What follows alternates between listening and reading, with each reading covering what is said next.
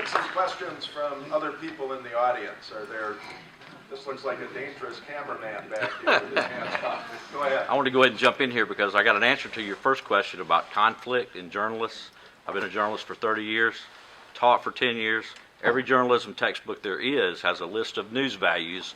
One of them is conflict. Okay, so that's why it's always conflict is bigger news. Everybody agrees it's not such big news. But I think that needs to be changed. And in fact, I'm changing the definition of objectivity by using science as the basis of it in the work I'm doing online journalism. I used to work for the New York Times. Okay, I'm doing it independent on the web now. What I wanted to bring up, though, I wanted to do that, but I wanted to bring this up. Last year, this is the area of agreement that I'd like to see more talk about, and it's politics. Last year, I heard discussion in this room, and there was a lot of pressure brought to bear to save democracy in a way, to get the Senate to change the filibuster rules so that we could get somebody at the Department of Labor and EPA and get some judges on the D.C. Circuit, for example. That happened this year. That's good stuff. Your biggest area of agreement ought to be a political coalition between unions and environmentalists, where you can really make a difference on some of these points. And so that's where I'm trying to work at this issue, and I'd like to hear y'all address that for a second. Anybody want to take a stab at that? For the part of it that I understand, that I think we do have, in large measure, through BGA and other avenues, a political coalition. The Sierra Club has been a leading voice on workers' rights and have invested both time and money and human resources in the battle for human rights and workers' rights all over America. One of the things that is really troubling, and I think we just have to be straight up about it, is that we've been living through a period now, I guess, coming on 5+ years. We're into our 6th year of a broken political system. We're in a system where, for whatever reason, I have my view of what that reason is, but for whatever reason, the opposition party, so-called, the Republican Party, have tried to prevent any progress on issues that are very important in this country. It's hard to fathom that they would try to stop a jobs bill. It's hard to fathom that they would not support an infrastructure bill. It's hard to fathom that they wouldn't support an infrastructure bank. It's hard to fathom that they would want to cut people off food stamps. It's hard to fathom that they would want to terminate extended unemployment benefits for millions of workers. It's unfathomable that they're so goddamn stupid that they don't understand that 46% of the people that are collecting food stamps are actually working for a living.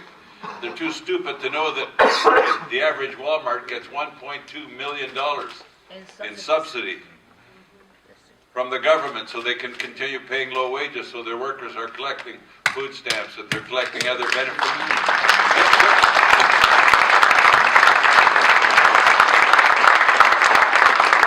They're the welfare whores. Yes, they are. We shouldn't be afraid to go out, might not use the same language as me, but you shouldn't be afraid to go out and make the case. Having said that, I think that we have to build the movement. That's why we created the BGA. That's why we created the Blue Green Alliance. Underneath its overriding principles was to create a strong political coalition to do the kind of things that would confront the challenge that we've been all fed, that you can't have good jobs in a clean environment. Is there anybody that hasn't been fed that? I was fed that from the time I was a little kid. And the reality is just not true. We're either going to have both a clean environment or good jobs, or our kids and grandkids will have neither. Right. And I don't intend that when I finish my time and I'm sitting in a rocking chair to have believed that I've let my grandkids down. And so that's the political coalition. All the things we agree on, if we get the labor movement, we get the environmental movement, we get the progressive movement, we get more Moral Mondays about those issues all over America, we'll clean house. When I was coming here this morning and I was in the airport reading shit, that I read that the Koch brothers have spent $27 million in the month of January targeting 6 senators that they think that they can take out who supported the Affordable Care Act. That isn't talking about the environment right now. That isn't talking about blue-green, but what it's talking about is a political coalition that we need to build so they don't take control of this country, so we can do the kinds of things that Mike is talking about, that Jim is talking about, and others are talking about. And if we don't create a political coalition, they'll run us over. They've got money, we've got people, we gotta go kick their ass.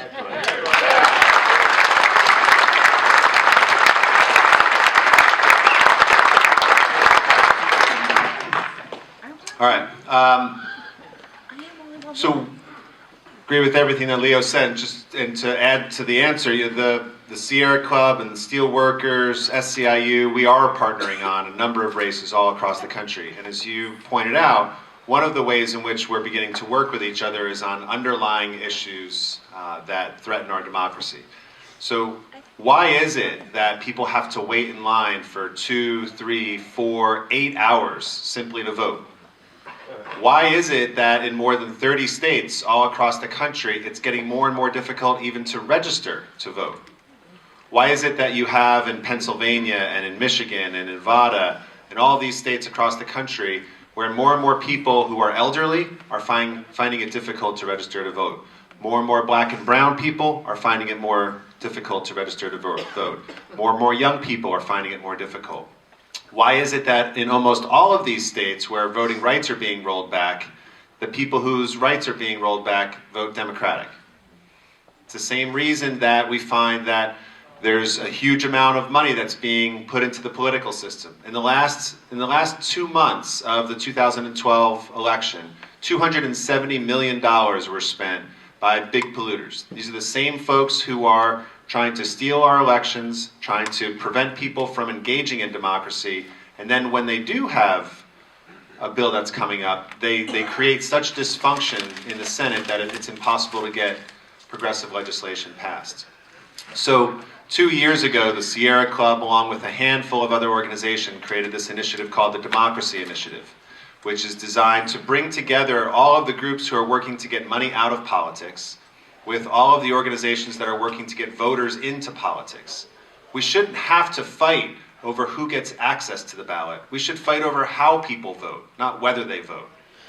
And so together with now 40 different organizations, we're working to make sure that we're working for a vision where years from now, voter registration is universal. Every American 18 or older should vote and should at least have the ability to vote. We're also working to make sure that money gets out of politics and we have elections that are fair and that we're competing in the marketplace of ideas rather than competing in the marketplace of who gets to secure enough cash from the Koch brothers and all of their friends first.